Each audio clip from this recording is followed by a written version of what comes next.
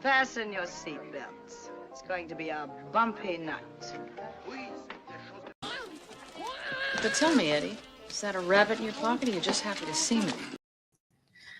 Hello, everyone. Welcome for our monthly top 10 discussion. We are rounding out the 90s, literally, with our personal top 10 1999 films. So we'll see how many we have in common. But like I said, this is entirely subjective. If you've watched anyone's previously, so this not necessarily mean it's like they're objectively the best films, because there are some on my list where it's like, yeah, they're good, but were they as good as other films? Pretty much, objectively speaking. But like I said, it's entirely subjective. And I'll try to remember to reiterate this near the end of the stream, but there is no ones and twos or singles for this month. Like nothing bad or anything, but the obligations that Orange Hat has, basically like with his family, he's not done really until like well after 9 p.m. Eastern.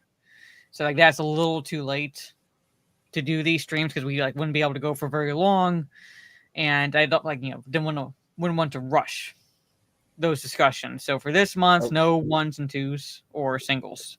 You missed that. I mean, come on. You should have just gone. He's in jail for stealing cows. No, I'm not going. No, I'm not going to. Just make up some shit. No, because guaranteed, like someone watching this is going to be stupid enough to take it seriously, not pay attention to any social cues or anything, and run with it. I don't want to I don't say that shit. Yeah, that's true. That actually is true. I don't say shit like that. So I was like, he has obligations, so. We're not going to do the ones and twos or the singles for this month. So basically, what I am going to try to do is try to reincorporate the reading streams in this month. But for the most part, it's just most days will be pretty much gaming streams whenever I am able to stream. I'm going to try to also kind of finagle OBS to see if there's a way to upload thumbnails via restream through OBS to see if that works that way, and maybe figure out a way to use OBS for YouTube. I don't know. If you want to, we could do an extra top 10 this month. So we'll see.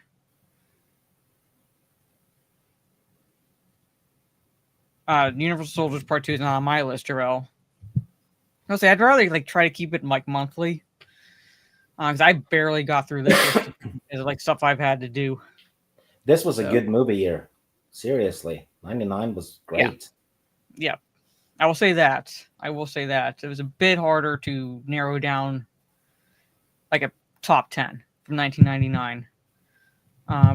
But before I say hello to the chat, Sieg, again, let everybody know where they can find you and all that fun stuff if you want to be found. Oh, right here. Once per month. Sometimes on Teresa's channel. That's pretty much it. Don't do YouTube much at all anymore. So yeah, there's a part 2 Soul Assassin. So, but anyway, yeah. So like I said, it's I'm going to be doing gaming streams. I know definitely next Wednesday I want to play Doom Dark Ages, because I believe that's when it drops officially. So I want to check that out. Hopefully they learned their lesson from Doom Eternal and remove the fucking parkour shit. But we'll see. Parkour stuff has nothing to do in a Doom game.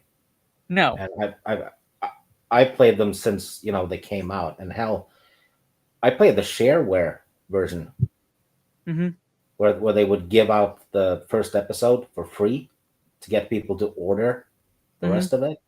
That's how it started. I played the shareware one, so I'm completely ground zero on it. And parkour has nothing to do with that damn franchise at all. No, but they added just about every stage you played. I basically, like I said, I rage quit. I uninstalled it from my console. But Doom Eternal, every stage, no matter where I was, to get from point A to point B, I had to parkour. Oh, then it's not a Doom game. It's just I was Doom like, and and name only. Trey and Gravy, at least I know Conroy watches, like, like would watch those streams, like they can confirm basically. I was dying more to fucking parkour, trying to get from one point to another, than it was dying to the actual demons. Yeah. So there it is. I was playing Witchfire yesterday, and I feel like like Witchfire is basically kind of like a not necessarily a mishmash, but you could definitely see influence from other games in it. That, like, even with the Souls influence of the game, because basically if you die, you gotta find your remains to get, like, the Witchfire that you lost, things like that, and the enemies kind of respawn. But it's a lot more fun for me, like, in my personal opinion, than what was it? What's the one that came out that I tried and I was like, no, not for me. I can't even remember. But it's like a lot more, like, I can definitely see the Soul Elder Ring. Thank you, Trey. I definitely see the influence of, like, Souls games in that regard, but more fun in my opinion. But anyway, so from the top, I see Trey. What is up? Ready for the discussion? We have our personal top 10 list of 1999, and as always, even though C's like, it's going to go my way anyway. Pretty much, I have him roll a d20. This is my PayPal. If you choose to donate directly, you don't have to. But if you choose to donate directly without going through YouTube, because YouTube basically takes, like, what, 35% cuts, pretty fucking much. It's appreciated. Mike Hill, what is up? Gravy D, good to see you. Conroy, hello. Citizen Ronan, what is up? Good to see you. Jarrell, awesome as always. Metal Mania, good to see you. Soul Assassin, what is up? If I missed anyone, do I apologize? Well, it's either May 14th or May 15th, but it's around that time, basically, for Doom Dark Ages. Elden Ring, yeah, I was just... Trey is wrong. I actually don't have the Matrix on. Yeah, I don't have the Matrix on my list either. Oh, this might be a hot movie, take. Though, but... This might be a hot take, but I feel like Matrix should have been a one-off. Yeah, me too. Completely agree. So I think I don't want to say the sequel's kind of jaded for me, but, like, if it had been just a one-off, but it did not make my top 10. It's the first one's a damn good movie, but it's I don't rewatch it as much as I would have thought I would, Nope, I don't either. So, but anyway, so I basically to see who goes first, we see rolls a d20 because we play D&D. And then I'll go 1 through 10. What? No, I'm gonna roll a d12. Okay, what I do 1 through 6? Or, yeah, this day will be mine. 6 through 12. Okay. 12. Mongoloid Mexicans.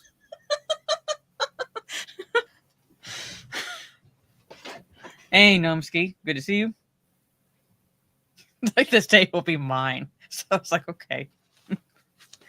Anyway, okay. So this, again, chat, this is our personal top 10 lists. So again, the movies themselves don't necessarily have to be, like, are not objectively good, but they're subjectively our favorites.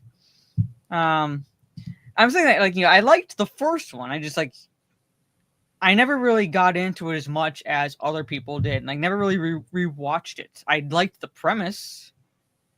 But definitely, like, you see, like, you definitely see it happening in society now, pretty much. But for the most part, it's like, that should have been a one and done.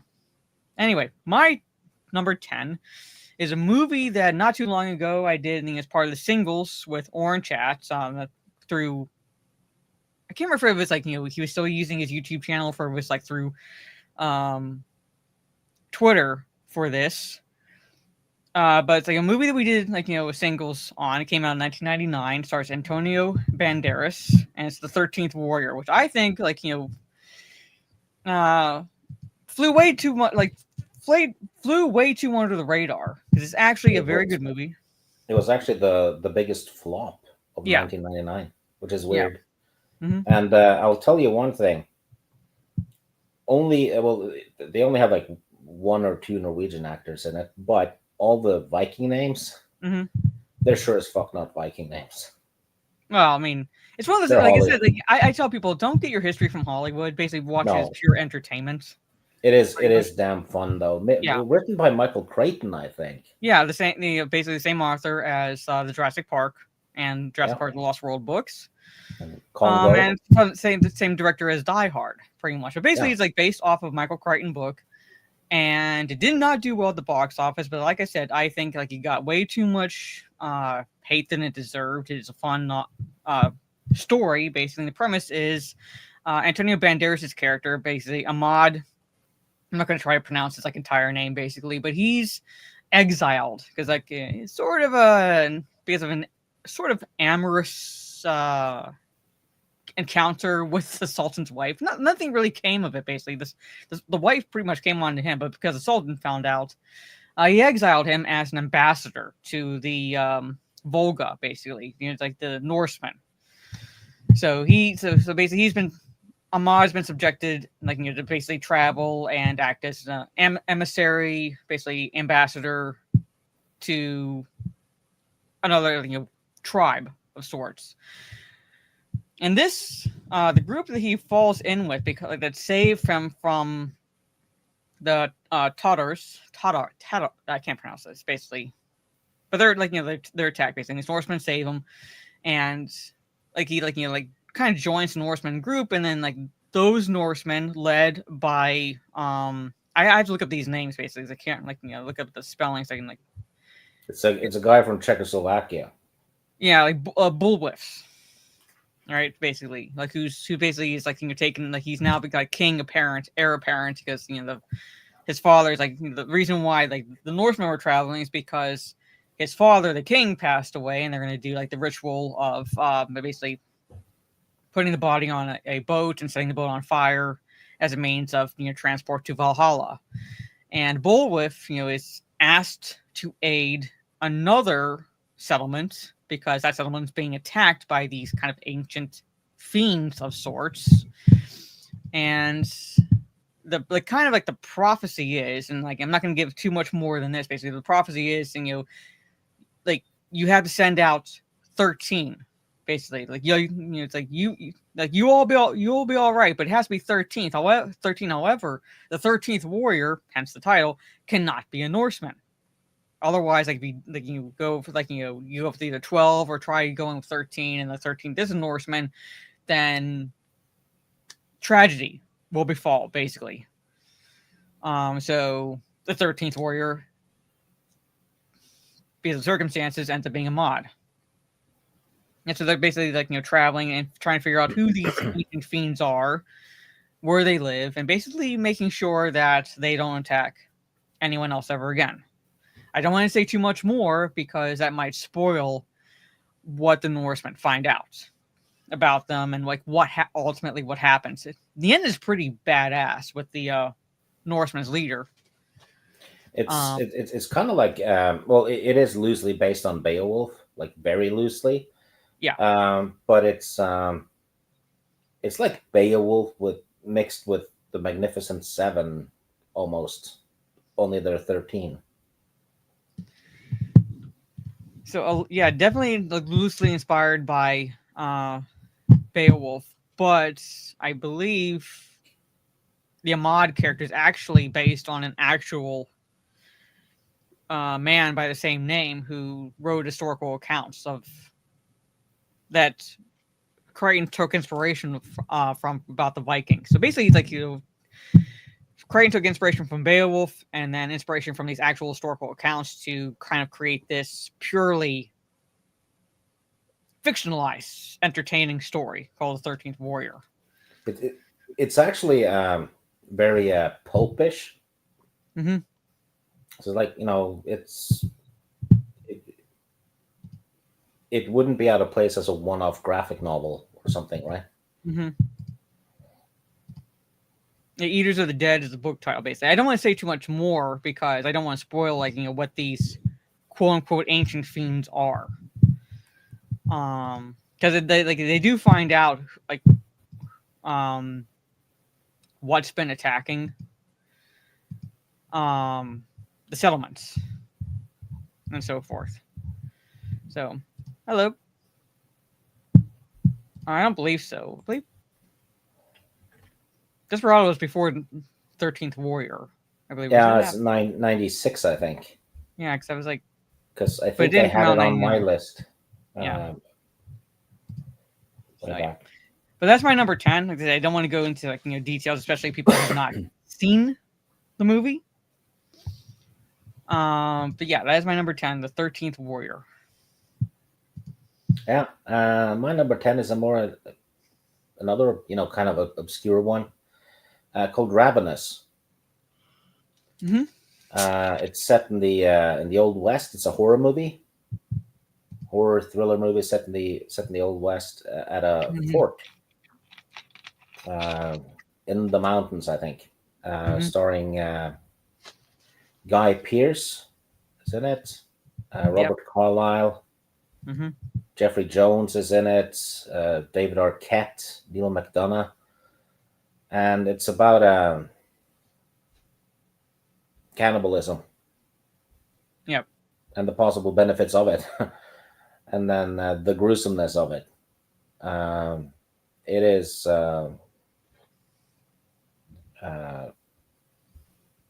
I think it's damn good. Robert Carlyle, I think, steals the show because he is creepy in this one. Plays like he's an underrated actor because he's very good. He knows how to play. He knows how to play creepy. Let's say that way. He knows how to play. Yeah, creepy. He can play anything. I've seen him in all kinds of genres. He's good at everything. Mm-hmm. So, but yeah, Ravenous. I think Trey would like this if he hasn't seen it. No, he says fuck that movie. Okay. No, it's this. No, I don't think he's saying that to Ravenous. I think he's saying also no Blair Witch on my list. And then, he leaves this. So it's like I don't think he's saying fuck that movie to Ravenous. Yeah, I actually like Blair Witch 2, the one that isn't camera. Found footage. But Soul Assassin said, yeah, it's inspired by the Donner Party. To some extent, kind of, maybe. But this is like they're stationary. It's just a handful of people at a fort. Most of them are kind of soldiers. Mm-hmm. And this drifter guy shows up and starts to basically screw things up. And there's some gruesome deaths and stuff. It's really it's a great one-off. Mm-hmm. So yeah, like a lot of the movies, it's like for example, I'm not gonna like this. I don't know if this spoils your list, but Sixth Sense did not make my list. Basically, I love the movie. I think it's a very good movie, but it's a one-off. Like once you know the twists. Yeah. Same with The Usual Suspects. Yeah. So, but it's a very good movie. Just did not make my list. Did not make my list. Because of that. And Ravenous did not make my list, even though it's a very good movie, because it's like one of those where it's very visceral. So it's like you watch it one time and then it's like, okay, I'm good for a while. Yeah, it's not something you rewatch, kind of like Gremlins or Tremors or something. Mm-hmm. Yeah.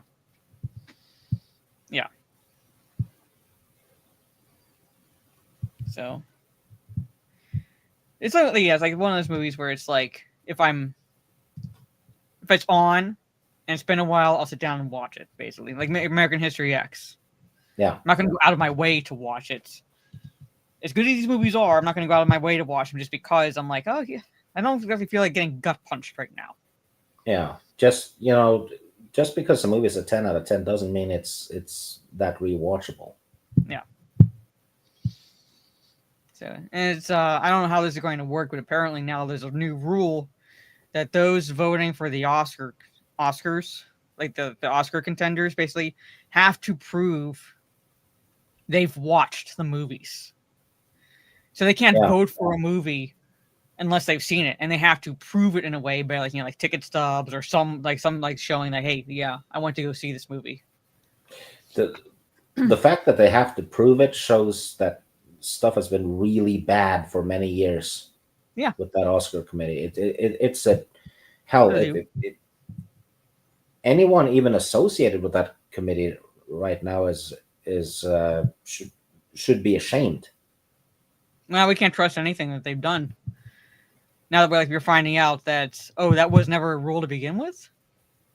Yeah. So basically, they're just voting to get in someone's good graces, or they don't come off as racist, or what have you. It's whatever reason. It's just basically saying, "Oh, I didn't see this movie, but because everyone else is voting for it, and blah blah blah, I'm just going to vote for it too." Yeah, they've actually ruined the Oscar continuity, kind of, because if people actually pay attention to this stuff, they'll know that probably the last 15 Oscars and whatever, most of them didn't even deserve it. Very likely. So, but yeah. Yeah, and I was supposed to do number 9. Yeah, you start number 9. Yeah, well, you did it at your number 10. So well, there you go. We can talk about it a little bit. So, well, nah, it's that there's not too much to say about it, really. The main Viking, though, does a damn good job in a movie called Ironclad, which is definitely going to be on my list for probably next year when we get into the 2010s or whatever. But the 2000s, because it's 2000, 2010s. But once we get to 2010s, I'm I don't know if we're gonna be how often we're gonna if we're gonna do it per year. Because once the 2010s hit, yeah, it's gonna shrink. So we'll have to look at that and maybe see if we can combine years. Yeah, well, maybe do the entirety of 2010s. No, because there's a lot that's actually good. No, we'll see. But maybe do double years. Well, we'll see. Because it doesn't really get bad until 2015.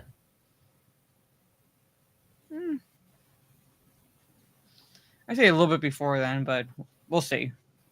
But it's going to be really rough once we get into the 10s. Oh, yeah. And the 2020s is going to be even worse, I think. Yeah, I've barely seen any movies. Yeah. So, anyway, in my number 9, since I technically talked about his number 9, is a Tim Burton film. I would say very loosely based on a novella, short story.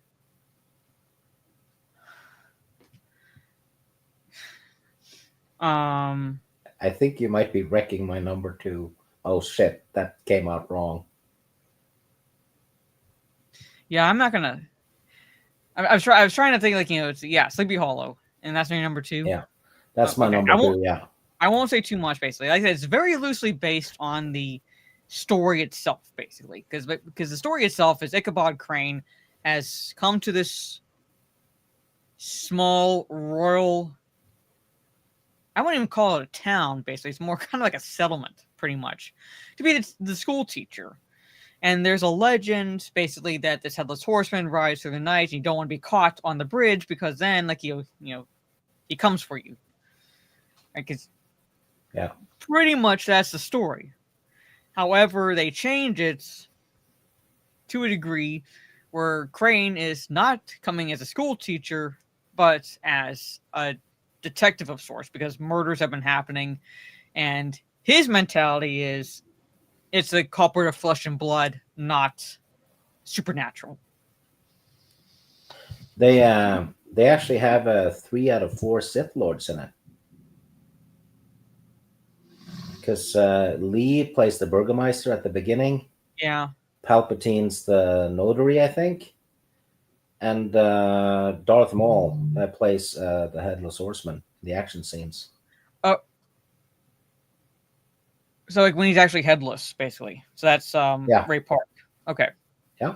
Because Christopher Walken is in as the head, basically. The Hessian, basically. Yeah. Okay, I didn't realize that was Ray Park, but yeah, so but you can see Tim Burton loved using Christopher Lee, in his movies, even for like small parts. Yeah. Christopher Lee was a judge in Sleepy Hollow. He was a sailor in Dark Shadows. Tim Burton presented the what was it, Lifetime Achievement Award or something to Christopher Lee. Mm-hmm. And Christopher Lee just stood there and bragged about Tim Burton. So yeah, so but yeah, so I'm not gonna say too much, so that way, like, once we get to number 2, so you can say. I mean, basically, that's the gist of the movie, pretty much. It stars Johnny Depp, Christina Ricci, Jeffrey Michael Jones Gambon, in this one too. Michael Gambon, Ian McDermott, Jeffrey Jones, Christopher Walken, Casper Van Dien. Michael Gow. It's Goff. Goff. It's Go if it's Dutch origin. If it's Scottish, it's Goff. Okay, so Michael Goff. I can see the actor, but I'm like blanking on his name. But anyway, it stars basically actors that you would definitely recognize from other Miranda movies. Richardson. Yeah. As well. So she's really good in this. But there it is. That is my number 9, Sleepy Hollow. Yeah, one of my favorite horror movies. I love this movie. Don't know why, it just clicks. I like, even when the movies themselves aren't objectively good, I tend to love Tim Burton movies just because of the aesthetic. Yeah.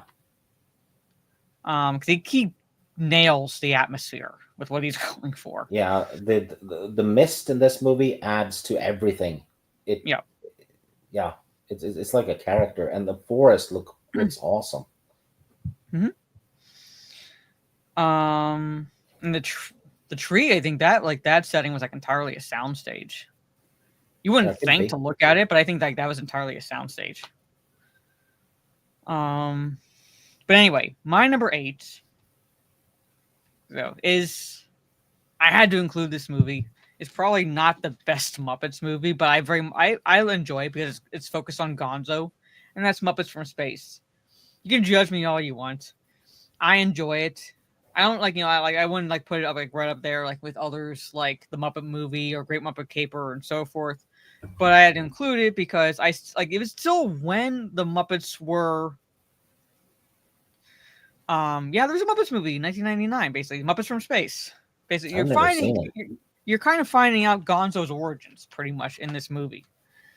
And it's still when Jim Henson Studios basically hadn't crossed the line into kind of wokish skits and things like that. So, yeah, it does exist. It does exist. If you haven't seen it, I think it's a nice film, nice Muppets film. Basically, like I said, Gonzo's trying to figure out where he's come from. He doesn't look like any other Muppet, any other Muppet, and he wants to know where he's come from. And it has Jeffrey Tambor in it, other actors and actresses, and kind of bit roles here and there. Because if you've watched other Muppet movies, typically the human actors for the most part are nods, cameo nods, pretty much to add to the humor of whatever scene they're in. So yeah, but that's it. I don't want to say a lot because I don't want to kind of spoil. You can kind of probably picture where Gonzo's from based on the title, pretty much. But I don't want to. The one you had me watch, the Christmas one with Michael Caine. Mm-hmm. That one was damn good. Mm-hmm. You might enjoy this one. Like I said, I probably would not necessarily put it right up there with Muppet Christmas Carol, Muppet Movie. Top 3 would be Great Muppet Caper, Muppet Movie, Muppet Christmas Carol. But it's close. It's still, like I said, still when Jim Henson Studios was making basically the Muppet movies that we were used to, that we loved, basically. Yeah. There's still humor in it and everything basically, but for the most the humor still worked. It didn't gravitate. I don't know when it started gravitating, but like definitely watch like current attempts at like the revival of the Muppet Show, which did not work because the skits did not work because it was the humor. When like people we're watching this going like this is not the Muppets. Basically, it used to be clever. Yeah, again, like It they're was watching, goofy, but also clever. It's like Now it's just people who have been told on Twitter that they're funny, so they get to write stuff that's not funny because they're not. This funny. is when I think like they Muppets were still clever. Yeah, basically. So, but yeah, Muppets from Space. All right, if you have not seen it, I'd give it a watch. It's enjoyable. It's like enjoyable Jim Henson Muppets movie. Yeah, and it's Gonzo focused pretty much, but like at the same time, it's like it's not like like saturated with like Gonzo focus basically because like the other Muppets do shine. Did you mean like for a watch party? No. Or the 2011 one? Yeah, I watched it. I did not enjoy it. The motivation for the villain made absolutely no fucking sense. And I was like, the magic was gone.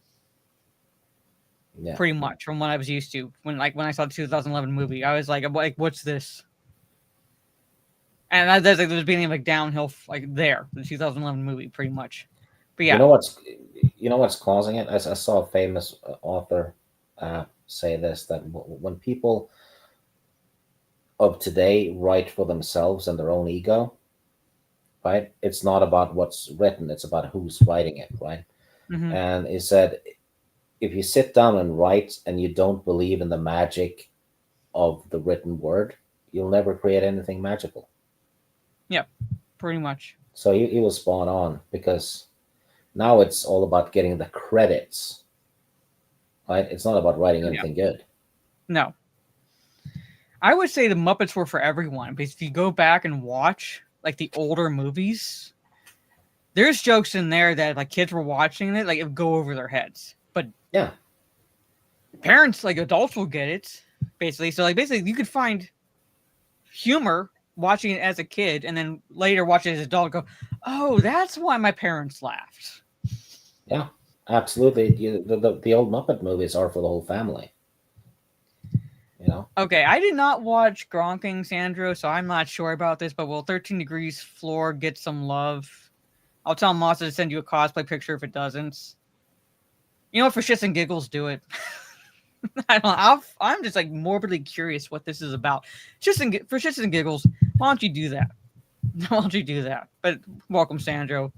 But yeah, so because there's a difference. There's a difference when it's for kids and when it's kiddie. Yeah, basically, because when it's kiddie, that's insulting to pretty much every generation. When it's for kids, when it's for family, then yeah, like it's enjoyable by everyone. So. Yeah, or rather, it used to be because now they're if they're writing something for kids, they're assuming the kids are idiots. Yeah, pretty much. Kids are not idiots. Fair, they're kids, curious. well, to be fair, as a student teacher, to be fair, some kids can be idiots. Yeah. But they're not all idiots. And they're not all idiots. There is a glimmer of hope in the younger generation. And I feel bad for them when like they're lumped in with like the actual stupid kids and treated as such. So yeah. But anyway, that was my number 8. Muppets from Space. If you have not seen it, I'd give it a watch. It's like one of the last few basically actual good Muppet movies in my opinion. It actually included like newer Muppets. When I say newer Muppets, I mean for that time, basically like Pepe the Prawn and things like that, but still funny. Yeah. I have actually only movies on my list today that could be considered guilty pleasures. Mm-hmm. Yeah. So all entertainment this month. Yeah. I did not put Toy Story 2 on my list basically because, well, I had to narrow it down to 10. And while you're going into number 8, I'd say like, well, I think it's a little bit of a step down from the first one, but overall, the trilogy, you can skip 4 You can skip Toy Story 4. All in all, the trilogy, the Toy Story trilogy, I think is worth a watch. Yeah, I've been told that I should stop after 3. Yeah, because it goes woke. pretty much. Yeah, pretty much. And but it's like it's not just that. It's like they change basic aspects of the characters, and I'm like, wait, this is like a 180 from the first 3 movies, which makes absolutely no sense. Regardless, 3 is like a perfect ending. So, yeah. But yeah, so while you go into your number 8, I'm going to count how many movies I had on my list, which is like actually not as much as 1998, and I narrowed down from 10 to 10. Well, I have a dark crime comedy called Go, starring Sarah Polley, Timothy Olyphant, Katie Holmes, and others. It's basically it's an under the radar movie. It probably underperformed as well. It's got all kinds of 90s people in it. It absolutely feels like a 90s movie, this one. Basically, it's 3 intertwined stories. I guess in the aftermath of a drug deal that's gone wrong. Mm-hmm. So you see how they link up, how what these people did to affect this event, right? From the other story. It's just a lot of fun, and it's not fantastic or anything, but it's still definitely worth a watch for people who want actual good entertainment, right? I'm pretty sure I've seen it, but I had to go back and rewatch it because there's some movies I left off my list because as I was going down the list of films, and I'm like, I know I've seen it, but I don't remember it. So I know I've heard of it. Yeah, at least it's worth a watch. And I remember it was one of the first movies that you could download from the internet because that Swedish guy cracked the DVD code, right, and recorded DVD movies onto what was it, DivX, and you could download them. Mm-hmm. Yeah. It was probably around 99 because I remember everyone had Go at that time. But yeah, like I said, it's not a 10 out of 10, but it's certainly not bad either. And I do not have the South Park movie on my list. Again, I had to narrow it down from 42 to 10. Yeah. And that's even leaving movies off where I'm like, I know I've seen them, but I can't remember them. Yeah, we're on. I still think the first Beavis and Butthead is better than the South Park movie. Because Beavis and Butthead movie is my kind of fucked up, so I love it. Oh yeah. But and you found a way to include part of it in D&D campaign. But anyway, number 7, you start this one. Yeah, number 7 is kind of a doom and gloom movie. End of Days with Arnold Schwarzenegger. Mm-hmm. We were at the turn of the century, so we had a lot of end of the world movies pop out. Oh yeah, Y2K and shit was going on. Yeah, all kinds of stuff. This is a different role for Arnold, though, and I thought he did well in it. He plays a cop that's kind of broken because his wife and kid has died prior, and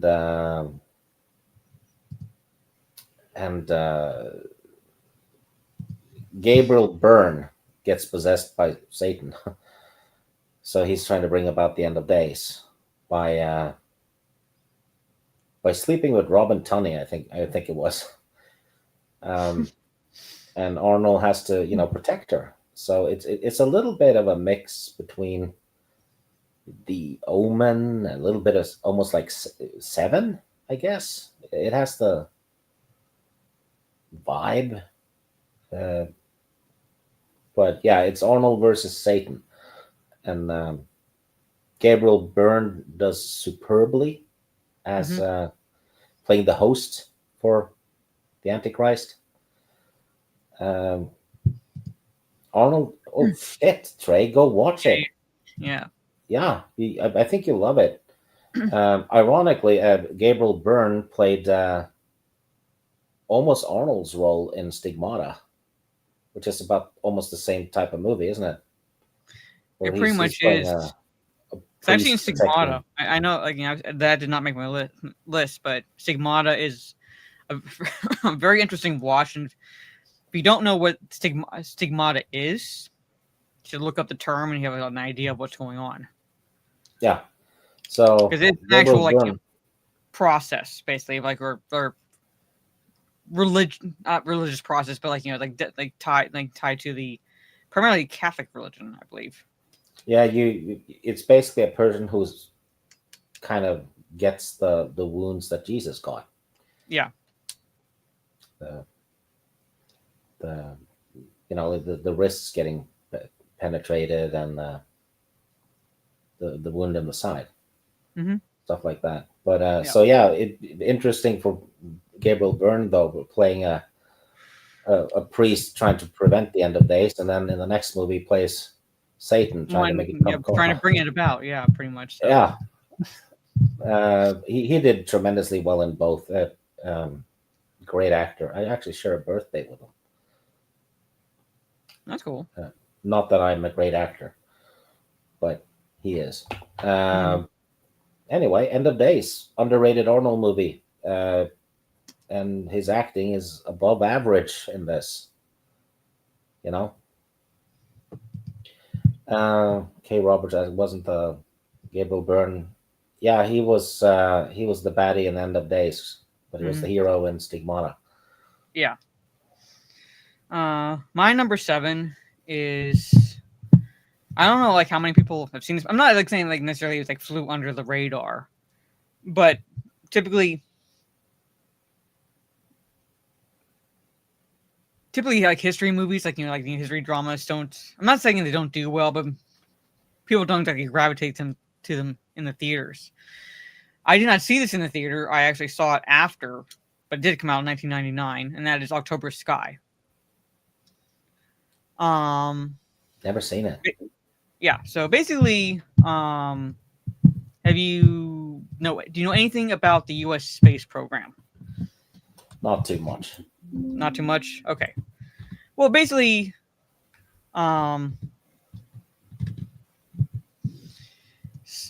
stars Jake Gyllenhaal, Chris Cooper, Laura Dern, and basically, again, do not get your history from Hollywood necessarily, but it is a very good film, and it basically chronicles the early life of Homer Hickam, who was one of the spearheads in the United States space program. Basically, he was like from a small coal town, and it's one of those situations where it's back in like the 50s to 60s, where it's like you're pretty much, once you got to a certain age, it's more or less accepted that you would end up working down in the coal mines. Like there was like nothing more, not necessarily nothing more for anyone, but basically, that was like the kind of the mentality. Not that it was depressing or anything, but it's one of those small town feelings basically. However, Homer Hickam becomes incredibly interested in space. Becomes influenced by Werner von Braun, who actually was a German scientist during World War II, who was basically given immunity by the United States government and brought over to the United States to also help spearhead the space program. I'm not saying he was not necessarily a Nazi or anything, but it was like he was kind of like given that immunity, and he was one of the instrumental factors. Well, he was given immunity based. I'm saying like he was instrumental in the development of the United States space program, basically the 2-stage, 3-stage rockets. But he was primarily a scientist. Like I'm not like regardless of his beliefs, he was primarily a scientist. He wasn't like a goose-stepping soldier or anything like that. But he was brought over to the States. And basically Homer Hickam, is influenced on, and he wants basically to. He feels like there's more to than like his life than just working in the coal mines as his father does, as his older brother pretty much is like, doing right like as well. And he wants to enter a competition that would give him a scholarship so basically he could go to college. That's pretty much the movie in a nutshell, basically. But I feel like it kind of flew under the radar because people are like, who's Homer Hickam? They know Apollo 13 and things like that, but not really much about the early stages of the space program, which is like I said, chronicles at least one person that influenced it, and that was Homer Hickam. So yeah, it's a very good cast. Jake Gyllenhaal is very good. Laura Dern plays a teacher that kind of inspires him to believe there's more to his life than just graduate high school and then go work in the coal mine. I think it's set in the late 50s or roughly. But yeah, if you've not seen it, I recommend giving it a watch. It's a very good cast. It is a bit of a tearjerker. Again, don't quite get your history from this movie basically, but it's very well acted. The story is very good. And it basically shows that even if you fail, you don't really fail unless until you give up. And that's a lesson that Homer learns. Pretty much. Yeah. Came out at the same time as Office Space, basically. So kind of maybe became overshadowed by Office Space because of that. But if you have not seen it, I would give it a watch. October Sky. And that's my number 7. My number 6, which I start, stars Brandon Fraser, Rachel Weisz. Yeah, totally not my number 1. I'm not going to say too much about it. Don't be afraid of nuking my favorites early. Oh, you've done it plenty of times to me. You've done it plenty of times. But it is The Mummy. All right, it is The Mummy. Brendan Fraser, Rachel Weisz, John Hannah, Arnold Vosloo. I saw him recently, not recently, but a movie that was on recently. I think he did before the Mummy movie where he had hair, and that was really fucking strange for me to watch because I'm so used to him being bald because of the Mummy movie. He has hair in Hard Target with Van Damme. Yeah. But I was never used to. I was so used to the Mummy roles that he did, basically. It was just a shock to me. Basically, it was just a shock to me at the time. Basically, where a movie came on, I was like, "Oh, that's what he looks like with hair." Pretty much. It also stars, is it Oded Fair? Yeah. And basically, it's Rachel Weisz plays this librarian who, wants to find the Hamunaptra location, basically, the lost city of Hamunaptra. Hamunaptra. I'm gonna slow that down, basically. And part of the locale is tied to the events that transpired in the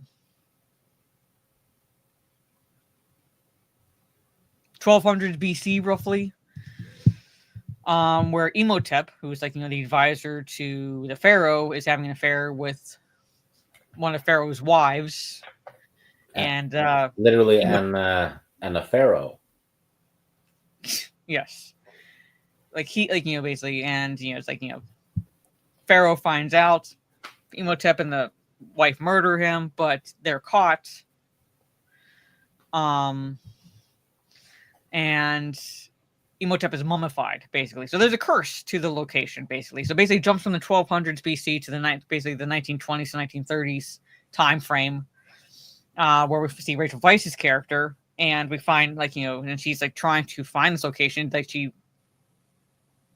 her brother finds this manuscript or something that shows the possible location to Hamunaptra, and she also discovers that a gentleman played by Brandon Fraser has also seen it. He's been there and escaped. So she needs him to help lead them to the location. And, well, one thing leads to another, and the curse is awakened. And it's pretty much an updated Mummy movie. It's basically the best Indiana Jones movie since The Last Crusade. Mm-hmm. Kind of. Yeah, this was like mid-20s, basically, when the first movie takes place. Yeah. It's awesome. So rewatchable. Mm-hmm. John Hannah, who plays the brother, such an underrated actor because he plays a comedic role in this. Yes. But if you watch the Spartacus show, holy crap, he plays an evil villain in it. And he does an 11 out of 10. It's ridiculous how good he is. Oh yeah, like he is very underrated. He's the one that adds levity to the movie. Like there's like plenty of humorous moments, but like his character does add the levity, but like without making him look like a total idiot. So, which is what I appreciate because more often at times the levity is where the basically that character becomes the brunt of the jokes, whereas his character does add that little bit of comedy, but not at the detriment of the character. So, yeah, good balance. Yes. So it's like hell, hey, even Rachel Weisz is a levity character most of the time. Yeah, she's like she has that naivete, basically, where it's like she doesn't believe in the curse. So she's like, oh, I'm going to read this or this and this. Nothing's going to happen, basically, and it's yeah. So I love the line where it's like, hey, Benny, it looks like you're on the wrong side of the river. So it's like, and it's very much like, it's like Indiana Jones without it being Indiana Jones and an adventure, and all that. So, but anyway, that's my number 6, The Mummy. I'm not going to say anything more until we get to his number 1. So, anyway, that's my number 6. So you do your number 6, and then you do number 5. Yeah, my number 6 is a occult thriller, I guess you could call it, called The Ninth Gate, with Johnny Depp and Lena Olin and Frank Langella. Johnny Depp is a guy who translates and kind of checks if books are authentic, and he's also selling them on the black market sometimes. So he's like a bookseller, book analyst, I guess, in a way. Frank Langella wants him to verify a satanic book that he's gotten a hold of. Johnny Depp is traveling around trying to find out if it is true or not, and he realizes you need, I think it was 3 volumes to complete it, and it has a message in it. Mm-hmm. And well, I'm gonna say this. Technically, The Ninth Gate could be either 1999 or 2000. Yeah, I think it was officially released until 2000, technically. Okay. Same with Boondock Saints. Boondock Saints is actually not a 1999 movie. Yeah, it wasn't on. That would probably been on my list if it showed up as a 99 movie. But I'll count it because technically it's accepted that it was 1999 released, but technically it's not a 1999 Yeah, probably a limited release. Yeah, so that's part of the reason why people forget about certain movies is because it was very limited in the United States. So yeah, well, The Ninth Gate, I think it's excellent. It has a great atmosphere because Johnny Depp is constantly being hunted by other interested parties. In this case, it's Lena Olin, and Frank Langella is fantastic in it. He steals the show. Oh, yeah. As he's just a better actor, I think. But kind of rewatchable, like every few years or so. But under the radar movie, and I think it's great. Lena Olin is awesome in it. I Actually, can't. never seen her do a bad job. No, and I can't really say this is all kind of like touching on something that's spoilerish. But my parents liked it, and they point out it's like how ironic it is that you like the more you start liking Johnny Depp's character is when he's actually like getting worse.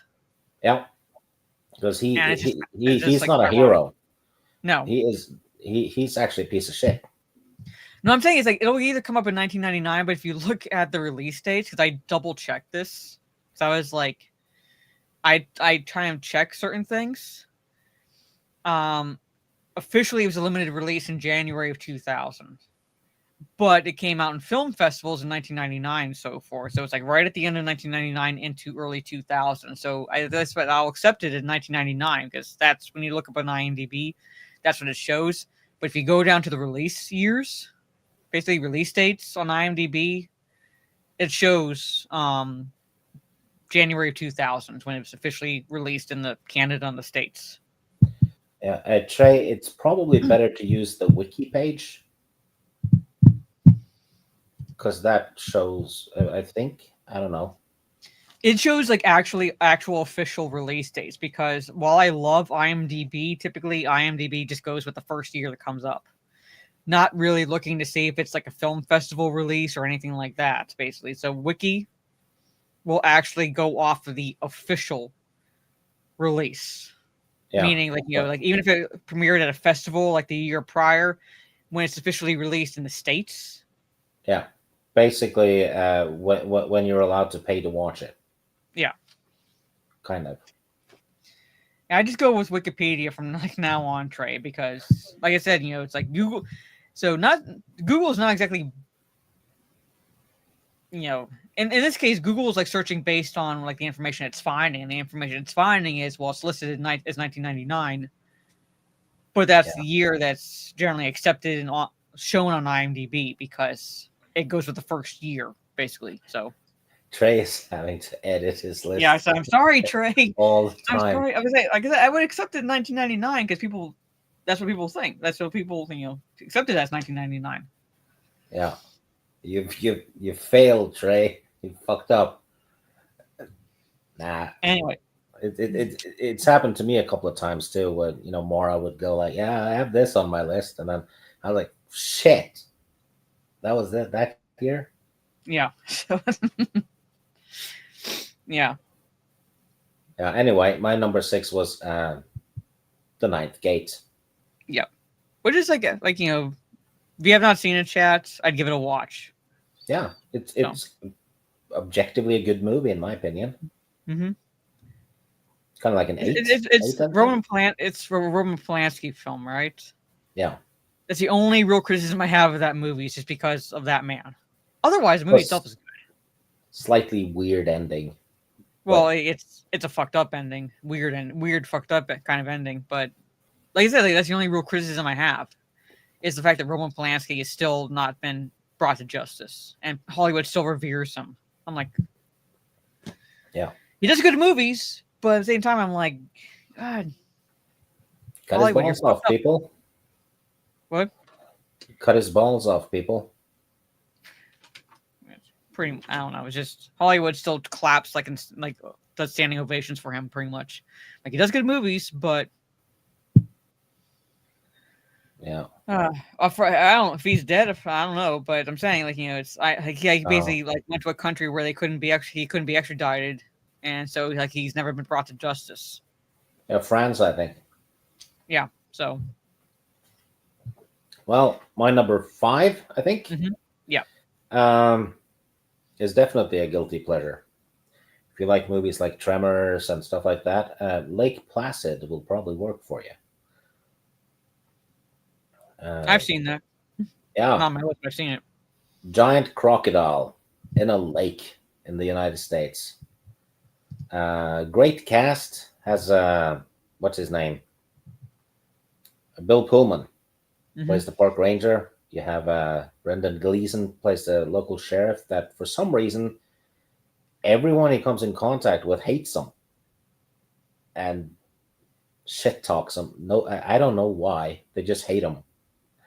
Um, and what's her name? I think she's retired now. Bridget Fonda, who is actually damn good in this, and Oliver Platt is in it. Basically, a huge, enormous crocodile is killing people in Lake Placid, Mhm. and uh,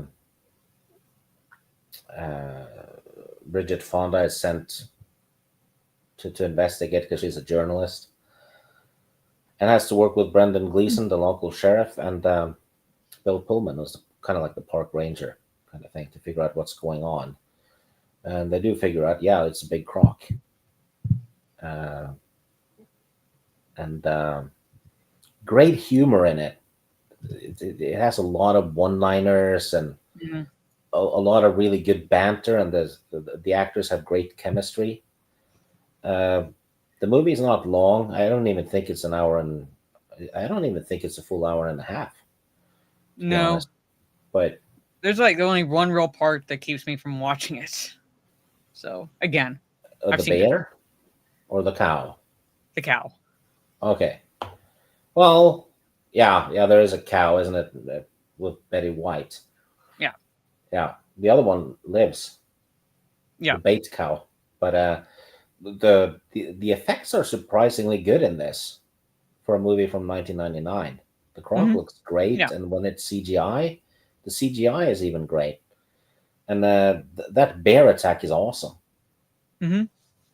So Yeah, it's like this is like when like those doing the effects were actually given time yeah, to like actually perfect it to the point where it's like you might be able to see here and there. Oh yeah, that's obviously CGI, but for the most part, it's like very well done. yeah, and they don't overdo it, and they even have like a puppet crocodile in a lot of the shots as well, which looks pretty good. Hmm. Uh, and it's especially in the late 90s and early 2000s that they tended to flood movies with CGI that was really bad. And CGI should be makeup for a movie, not Botox, right? Right. But this one didn't fall into that trap. And yeah, I rewatch this regularly, and it's like Tremors and Gremlins and stuff like that. It's kind of like fun horror kind of, Hmm. and it just works. Yeah. So I I'll think, like I defend. said, like, there's only one part, but that's like part of my character where it's like I'm like my mom. I just don't like seeing anything happen to animals, So you, things you like that. basically you have beef with the cow scene. Yeah, I'm happy. That was an 8 out of 10. Uh, I'm happy with that one. Hold on, I think I have a video for that. Where are you?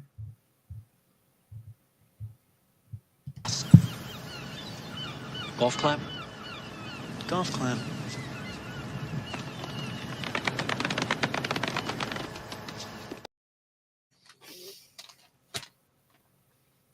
Yeah. Anyway, Fun movie with a lot at stake. oh god. All right,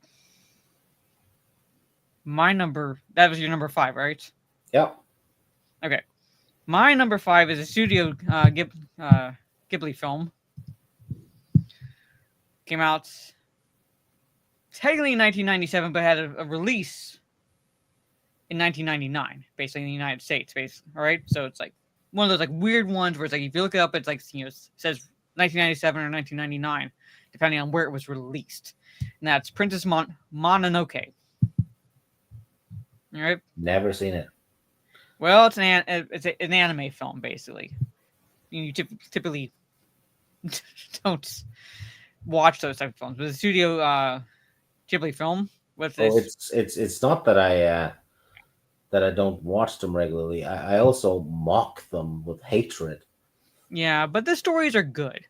The stories are good, and it's like actually one of the first films by that studio to have it be released internationally per a deal with Walt Disney Studios. When Walt Disney Studios actually gave a shit about putting out good stuff, still, basically.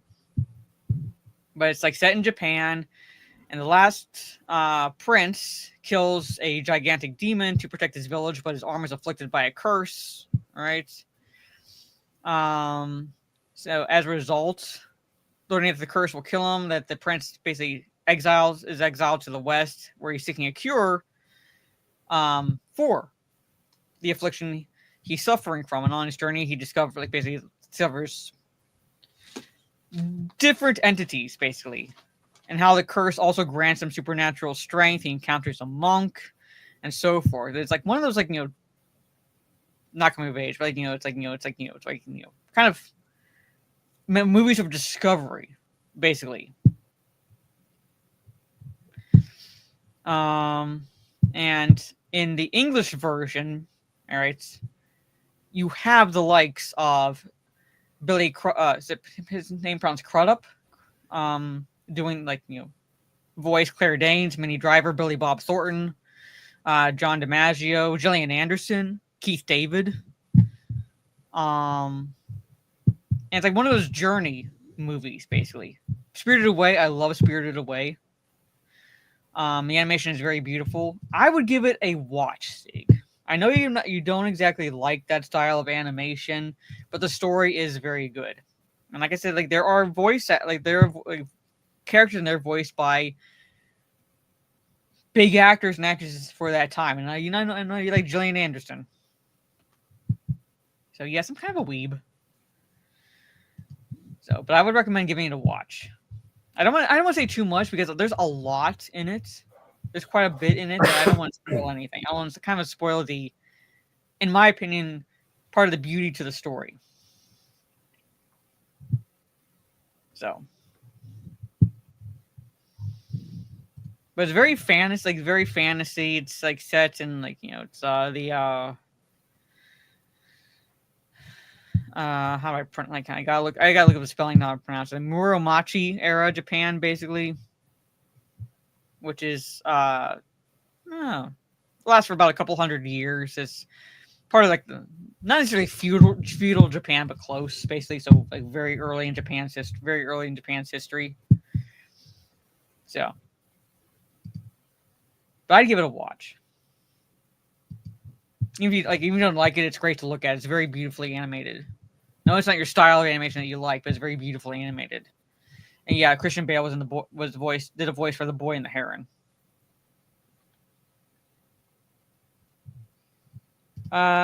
No, I did not do that. I've used Grok to do that recently, but not for that meme. So, hey, Ms. Martin Muses, good to see you. But anyway, that's my number 5. It's very, very limited in what I say about it. But like I said, I don't want to go into detail because it might give something away, and it's not something that you should watch. Anyway, Princess Mononoke is my number 5. Now I start number 4, right? Yep. Okay. My number 4 is another animated film.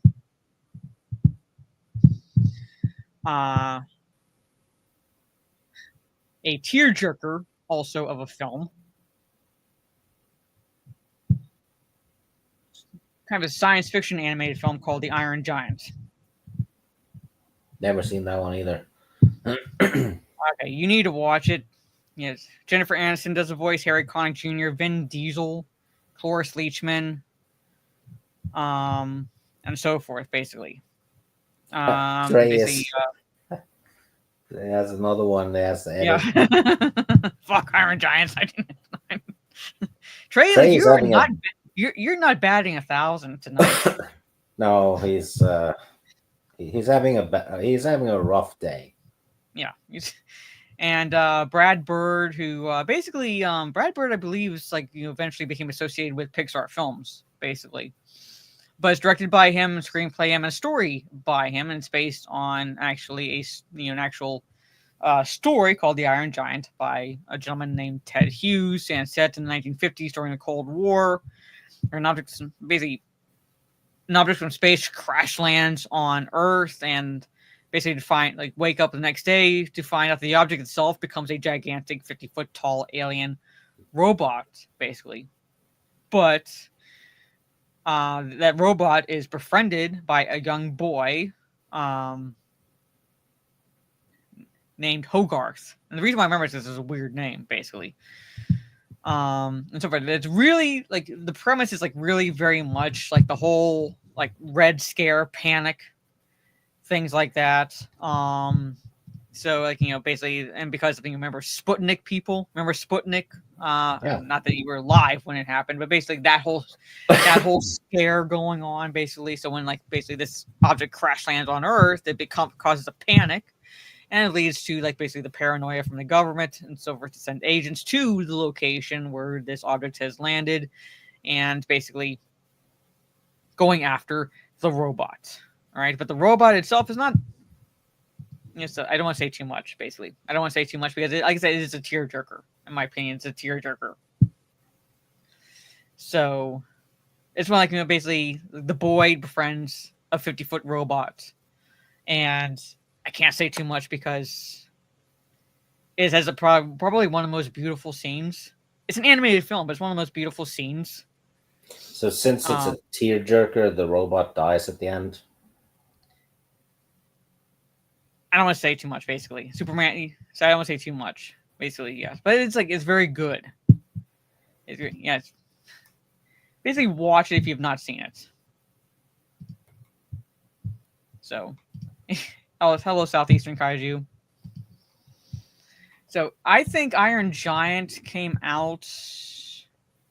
No, it came out mid 1999. So no, it wasn't those where it's like it was a weird release where it's like either late one year, early next year. And you would not expect Vin Diesel to give a really good performance, but he does, because he voices the robot, and he does a very good job. But yes, Iron Giant is my number 4. Sorry, I was sneezing. Mm-hmm. It's okay. Allergic to anime. My bad. It's not Iron Giant is not anime, basically. I know. It was animated. So, and you gotta watch You gotta watch the Studio Ghibli films, basically. Yeah. Okay. Princess Mononoke, Nausicaa, The Valley, Spirited Away. I'll watch Princess Mononoke and Iron Giant. All right. That's fair. All right. Number 4 for me, I guess. Yes. Yeah. Same as Trey, Deep Blue Sea. I think it's awesome. It's the birth. No, bad CGI happened before Deep Blue Sea, to be honest. But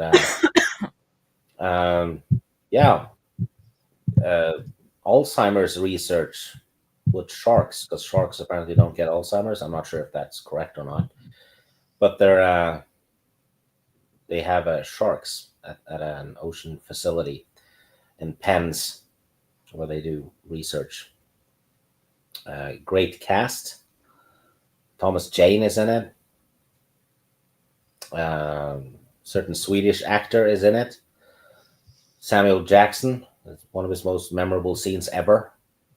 Mm-hmm. And Michael Rappaport. It's fun to see him get eaten by a shark.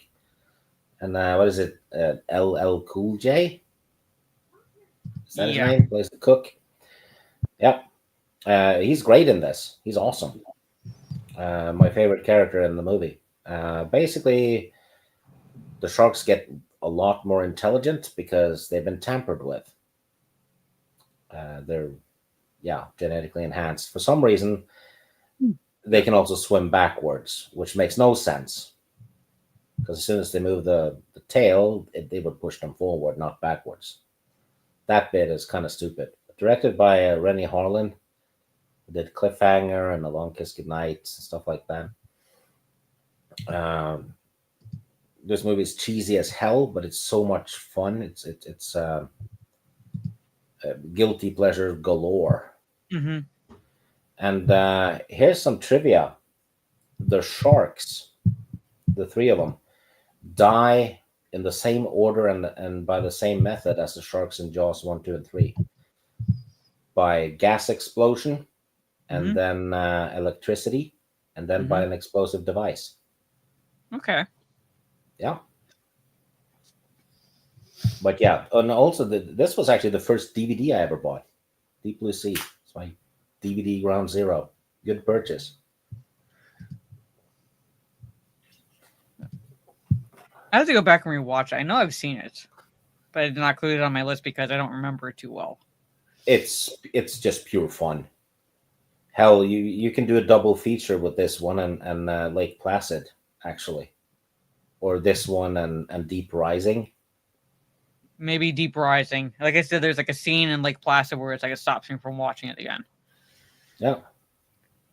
I don't think any animals get eaten in this. A parrot almost gets eaten a couple of times, but that's it. Okay. I have to go back and rewatch it because I kept movies off, even the main list, because I was like looking at them like don't remember them well enough to even include them on the general list. Yeah, well, I know. I know. I remember Samuel L. Jackson's death because it's very iconic. Does a rousing survival speech, yes. And then the shark jumps ashore and eats him. I think his leg gets severed too. It's like awesome. But anyway, I'm not sure if this movie flopped or not. Maybe it did. But I never come across anyone who said they hated this movie. Like, everyone knows it's kind of bad, but it's, more fun than bad. So, it's it despite its stupidity, it just works as entertainment.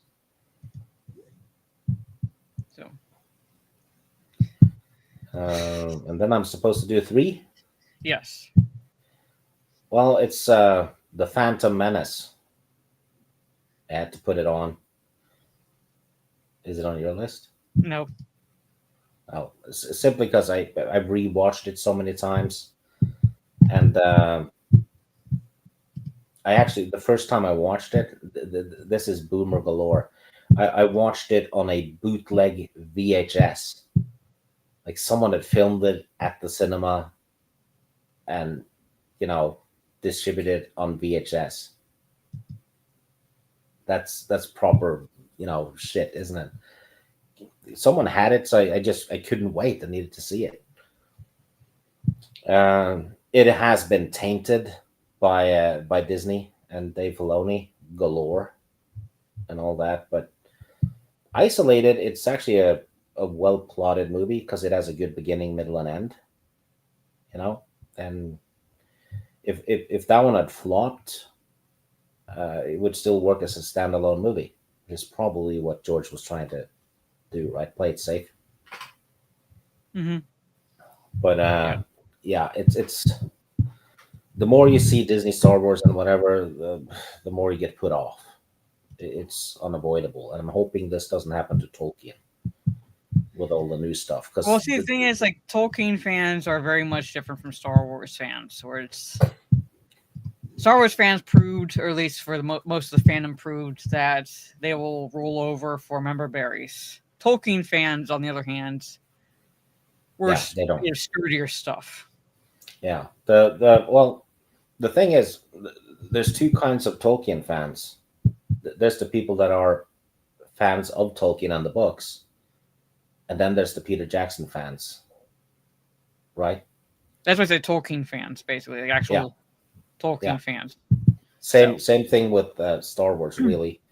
It's the Lucas stuff and what came before Disney, and then there's anything the people who are fans with anything with the logo on it. Well, those I call brand loyalists, pretty much. Yeah. But you're quite right. As soon as a member berry is in a modern Star Wars product, people will scream that it's the best ever. Pretty much. That's all it takes. Dangle the keys. So the franchise is dead, completely dead.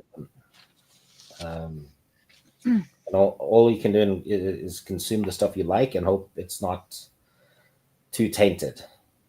But it is tainted. There's no way around it. But I had to include the movie because this was an event when that movie came out. If you were a Star Wars fan back then, and all of a sudden, and shit, Lucas is doing the prequels, right? That was like a big deal.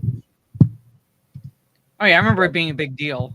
I remember like commercials when it was like coming out, and you had deals tied to like deals with like certain companies tied to like promotion of the Phantom Menace. And I remember a commercial where this guy was in a grocery store and he was just like quoting the original Star Wars films, but it was like more or less to get you hyped for the Phantom Menace sort of thing. Yeah, I remember that. Novelization written by Terry Brooks, who was told to expand the Rule of Two by George Lucas. He had a meeting with him because Lucas couldn't put everything in the movie. And he's the one who came up with Darth Bane. Yeah. Lucas didn't have a name for him. So lots of stuff. And it's stuffed with EU stuff. Coruscant and the name Tusken Raiders, that's EU. You get to see Prince Rizor at the pod race. EU. Double-bladed lightsaber is EU. All of it. Heck, even the pod racing. That's from the Droids cartoon. It's just, it just fit with everything else. Yep. But anyway, Star Wars: The Phantom Menace, I had to have it in there. So okay, that was your number 3. Yeah. Well, my number 3 is a movie that stars Edward Norton and Brad Pitt. Oh, that one. Yes. Basically, this is your first fight. You have to fight. I actually, I didn't have it in there simply because once you know the twist, you know it. Yeah, but still, like I love. But the same like difference with me, it's like it's very psychological that even though I know the twist, I still love the build up to it. Whereas like the supernatural twist with Sixth Sense is like, oh, okay. Or the mystery twist with Usual Suspects. I'm like, okay, I know, like, it's like, but it's this one here is like, yeah, well, there's a twist. It's still very psychological. Yeah. You still almost believe, like you still almost believe in like these characters, pretty much, and what's going on. It's actually more a psychological thriller than a drama movie. Yeah, that's why I said, like, that's why I think like even when you know the ending, I can still watch it just because of the performances and things like that. Meatloaf is in it. Yes, like with singer Meatloaf. Yes. But basically, like, the focus is Edward Norton, and he's trying to figure like out like not what to do with his life, basically, but he feels like stuck. He feels stuck. He feels like he doesn't belong. So he'll join these like random rehabilitation groups, basically, or like basically not Alcoholics Anonymous necessarily, but groups like that where it's like he's trying to feel some type of acceptance, and eventually meets Brad Pitt's character. And Brad Pitt's basically, his character is, it kind of like brings Norton's character out of his shell and things like that. And like Pitt's character is like very much everything Norton wants to be, kind of. Yeah, like Brad Pitt's character is like, if I wanted to use a D&D term, it's very chaotic neutral. Yeah. So it's like, which is like all of your characters. Yes, like pretty much anything goes. Like if I want to do this, I'm going to do it. Pretty much. Yeah. And one day I'm going to force you to play Lawful Good just to see you have aneurysms. Yeah, pretty much. Yeah, because my characters in D&D are always like chaotic neutral, pretty much, where it's like, but, and like throughout the course of events, create what's called Fight Club, pretty much. And it's pretty it starts out where it's like guys who just need to get some aggression out, basically, just like pummel like pummel each other pretty much. Underground location pretty much. So like cops don't know anything, and like basically the first rule of the Fight Club is you don't talk about Fight Club. Second rule of Fight Club is if it's the first time in Fight Club, you have to fight pretty much. So it's like Just no matter. Side note: some women a couple of years ago started a fight club in England where they would do wrestling, and all of them were obese Oh God. and they were oiled. Oh They were God. like rolling around and yeah, nobody took any harm. It was just like No, rolling but on it's top something that I want to think about anyway. But and just letting Trey know that he can find that stuff on the internet and watch it. hmm but eventually it progresses from simply being a fight club to something bigger and more, shall we say, chaotic than simply being a club where you can beat each other up. Yeah. So I don't want to say too much. Oh yeah, Greatest Woman Fight Club is in Stripes. I'll give you that. I'll give you that, Kay. You've seen Stripes, right, Steve? Yeah, Okay. yeah. Isn't it wouldn't John Candy who gets forced to wrestle him? Well, he's tricked by. Yeah, He's tricked into doing it, basically. yeah, But wins. yeah. I'd get tricked. So, but anyway, well, like he's tricked / inspired by Bill Murray's character. Yeah, Because he initially doesn't want to do it, but then he's like just like pumped up by Murray's character. So anyway, you know what Yeah, I yeah, want to see? mhm. I want to see a scene like that. You get like some babes in an oil pool, and the guy has to wrestle them. What? Mhm. I want to see the guy actually fucking destroy them, like using like bone breaking Oh God. moves and shit, and just they can't get away because the oil is slippery, and he's just fucking them up. This is the mind of the DM. Yeah, just have him go completely assassin on them and have them panic and scream and try to get out, but they can't. There's something wrong with you. Anyway, Oh, like, come on, that would be fun. That's my number 3. Fight Club. All right. My number 2. I loved when it came out, but when I saw a documentary called Trekkies, it made me appreciate certain aspects of this movie even more. And this right here, Galaxy Quest. I actually don't like it that much. I love I watched Trekkies and Trekkies 2. And Trekkies is the one that basically made me appreciate all the more the convention scenes. All right. Yeah. Oh, the concept of the movie is awesome. It's great. It didn't work for me. Simple as that. So, well, they to each their own. But I love Galaxy Quest. And it's basically like since Boondock Saints is in 1990. Yeah. So it's and Alan Rickman, Sigourney Weaver, Tim Allen, Sam Rockwell, Tony Shalhoub, and so forth. Well, Rickman stole the show. Yes. But basically, their characters used to be on this 1960s-esque Star Trek-like program on TV. Little side note: when Alan Rickman got sick, they were in the works of doing a sequel. He had agreed to do it. Oh yeah. And then he got sick and passed away. Yep. Which I don't think this movie needed a sequel. This movie definitely did not need a sequel. Alan Rickman steals the show. Basically, all these actors used to be on this 1960s Star Trek-esque show that had its run and then was canceled, and then ever since then their careers kind of stagnated, and a lot of it was geared towards convention appearances pretty much, basically. So it's kind of like a tongue-in-cheek nod to, even though Star Trek is popular, but aspects of that pretty much, like doing the convention runs, things like that. Did you see the making of that movie? I think a while back. Alan Rickman, when he looked at the script, right? Mm-hmm. When they were all there, he was like, "Shit, this is too close to home. This could actually happen." With the Pretty much, yeah. Great. stage actors and stuff ending up, and he Yeah. said he knew people who had ended up like that. Then they were Yeah. fantastic actors. Mm-hmm.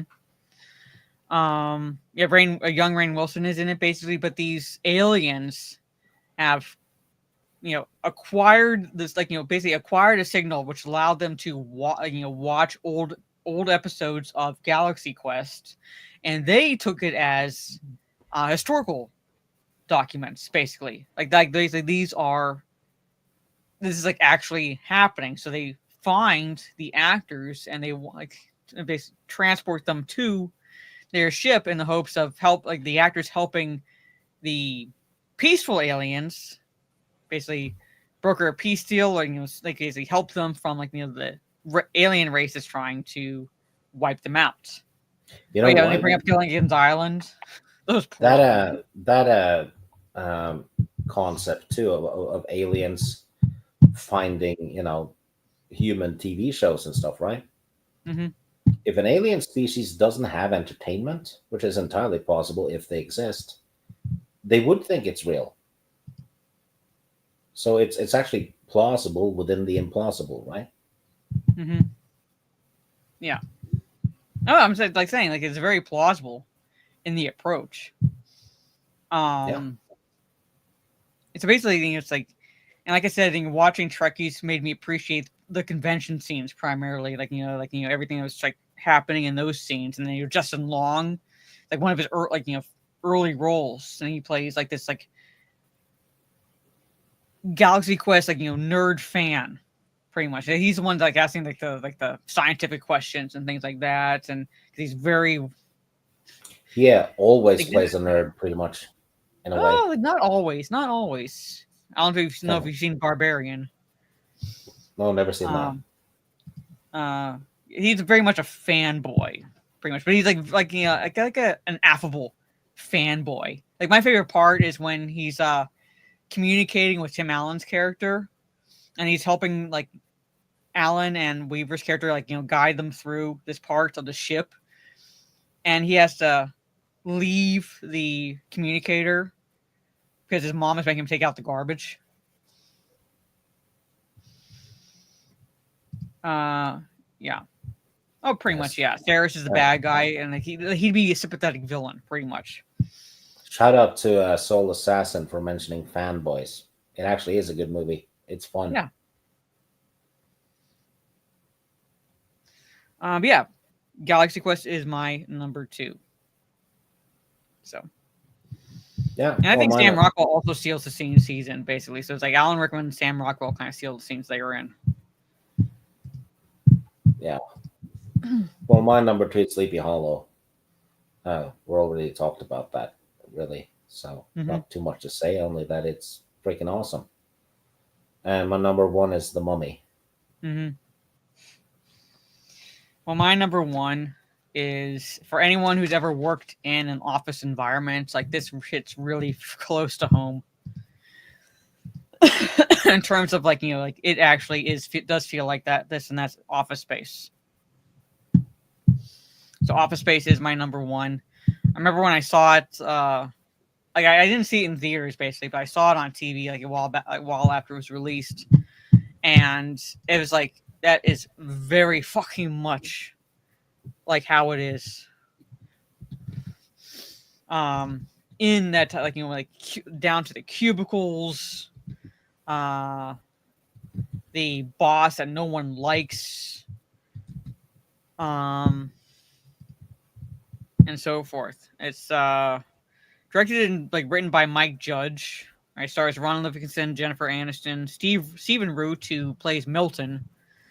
And he's the one that's very mousy, basically. It keeps getting moved around to the point where he ends up in the not the boiler room, but I think the boiler room pretty much, or close to it at one point. And so forth. It's Ron Livingston he's very disgruntled. He works at a corporation called Initech, and he feels like he's going nowhere in his life. And then he goes to this his girlfriend takes him to this hypnotherapist to kind of help him try to get out of that funk. But the therapist has a heart attack and I think dies in the process. Thank you, Mike, for the number message. And so basically, Ron Livingston's character is like still in that, when I say trance of sorts, he hasn't been like snapped out. So he's like very relaxed to the point where he doesn't even show up for work. If he doesn't feel like going in, he doesn't go in. He'll bring in like a fish he's caught and like clean it right on his desk. He walks past his boss, like not giving a shit. And this is like happening at a time also when these efficiency experts are coming in to basically when efficiency experts come in, Chad, if you've ever worked in an office, they're pretty much there to help the leadership figure out whom to cut. Pretty much. Yeah, nothing phases them. Whom to cut, basically. And ironically, you would think that like he would be fired, but he actually the efficiency experts basically like actually understand where he's coming from. When I say understand where he's coming from, it's like they're basically he's not being challenged, and that's the reason why he's like this. You know, it's like if he's having answered to 8 different bosses, then like he's not gonna no progress is gonna be made. So basically, it's like he gets a raise of sorts. But anyway, yeah, like he has confidence, and like Michael Bolton. Yeah, Michael Bolton is one of the characters' names, and it's a running joke in the movie. But not to the extent where it's like it gets old, basically. But yeah, one of the characters is named Michael Bolton. And that character is played by David Herman. And if you watch Bob's Burgers, David Herman does voices for Bob's Burgers. So he's a voice actor also. He's become a voice actor. He's voice acted in other things. So yeah. Oh shut up, Gravy. Anyway. I will never have a famous name. So, Mara knows my full name now because of a package, but yeah, it's like no, that's never happening. Yes, I got the memo, pretty much. So yeah, there's this. I don't want to get say too much because it's like it is a comedy, and I feel like if you talk too much about certain scenes, then it kind of takes away the humor because then this is become funny for anyone who hasn't seen it. So, but there it is. And these conjugal visits is very quotable too. It's can be very quotable too, pretty much. Like, yeah, I got the memo. Someone has a case of the Mondays. Gary Cole, people love to imitate him. He's like the one who goes, yeah. Sort of situation. The printer scene. But yeah. It's like, I love the Kung Fu Channel. Yeah. Pretty much. Anyway, that's my number 1, Office Space. So one of my favorite parts is which drew me into the movie initially was the scene at the beginning of the movie where you see them all like in traffic driving to work, and Ron Livingston tries to change lanes each time he sees a lane moving, but he's stopped each time. And there's an old man with a walker that's moving faster than he is.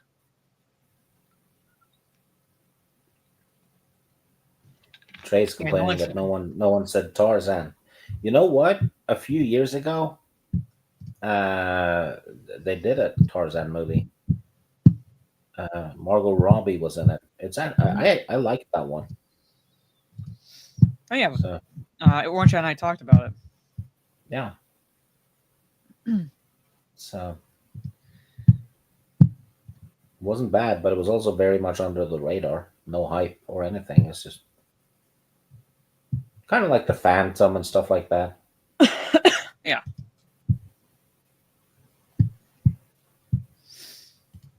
But anyway, there it is. That's my number 1, Office Space. Yeah. So those are top 10 from 1999. Should we go through them? Yeah. So you can go through yours first. Yeah. My number 10 was Ravenous. Number 9 was The 13th Warrior. Number 8 was Go. Number 7 was End of Days. Number 6 was The Ninth Gate. 5 was Lake Placid. 4 was Deep Blue Sea. 3 was The Phantom Menace. Sorry, Phantom Menace. 2 was Sleepy Hollow, and 1 was The Mummy. I think you're the only one who said American Pie trade. I had to leave it off the list because it was a packed year. It literally was a packed year. So it's like I had to narrow it down from 1990 from like 42 I to thought 10. that was. No, I didn't. I actually removed it and replaced it with Ravenous. Yeah. So, yeah. But my list, starting with number 10, is The 13th Warrior, Sleepy Hollow, Muppets from Space, October Sky, The Mummy, Princess Mononoke, The Iron Giant, Fight Club, Galaxy Quest, and Office Space. So, Yeah, I had 100%, guilty pleasure, cheesy action kind of stuff in mind. Now, American Pie was 1999. I remember because I didn't see it when it came in theaters. I saw it actually after I saw the second one, and the second one was 2001. I want to say. So, yeah, American Pie was about a couple years before it. Sean William Scott is still being referred to as Stifler.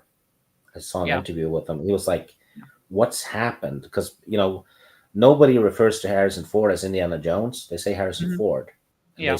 They say Sylvester Stallone, not Rocky. For some reason, the Stifler thing has just stuck with him. Yeah, just stuck with him.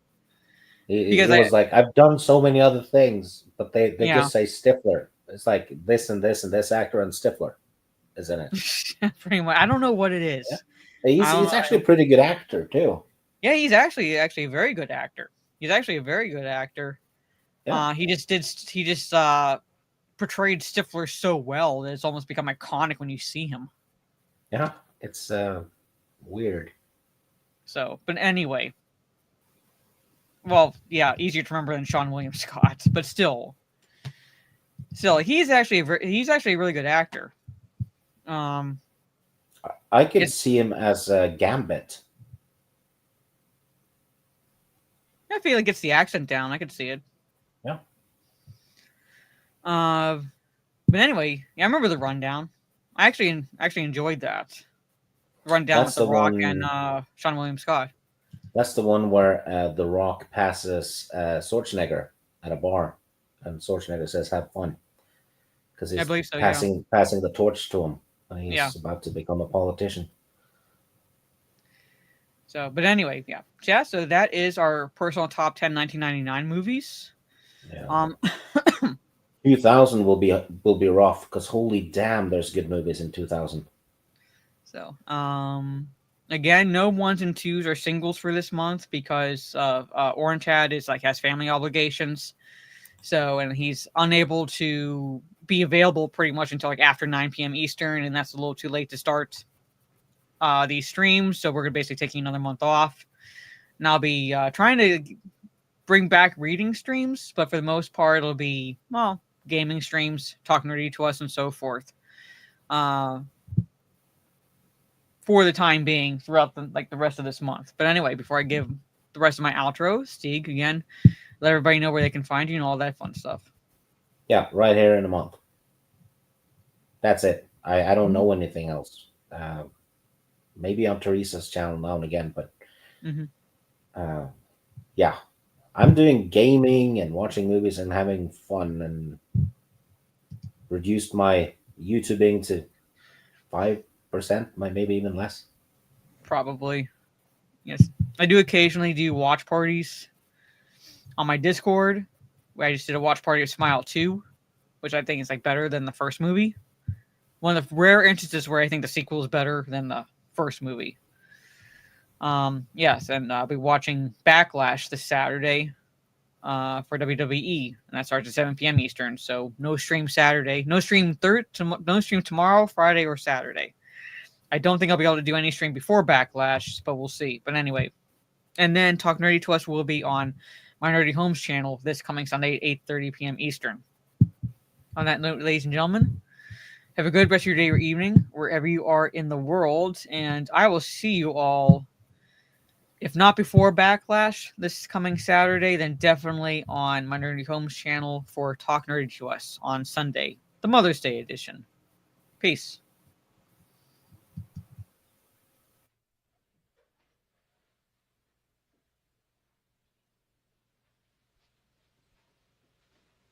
You're still here?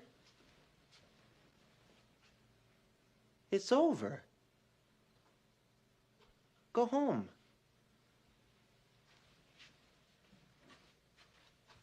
Go.